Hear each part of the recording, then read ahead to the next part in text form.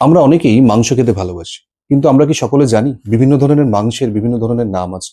যেমন ছাগলের মাংসকে কি বলে, আবার ভেড়ার মাংসকে কি বলে, আবার হরিণের মাংসকে কি বলে। আজকের এই ভিডিওতে আমরা বেশ কিছু মাংসের নাম জেনে নেব। তার আগে আমাদের জানতে হবে মাংস অর্থাৎ মিট এবং ফ্লেশ এই দুটোর মধ্যে ডিফারেন্স কি।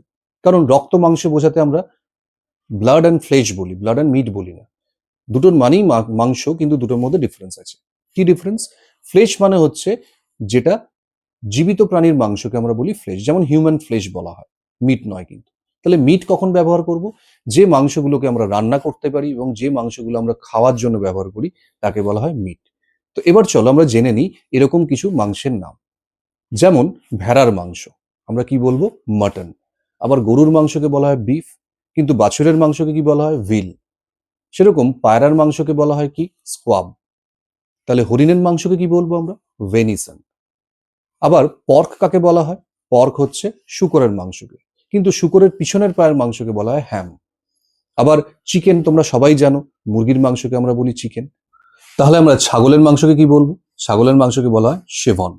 যদিও আমরা ছাগলের মাংস বলতে মাটন বোঝাই, কিন্তু ওয়ার্ল্ড ওয়াইড মাটন মানে হচ্ছে মিট অফ শিপ বা ভেড়ার মাংস।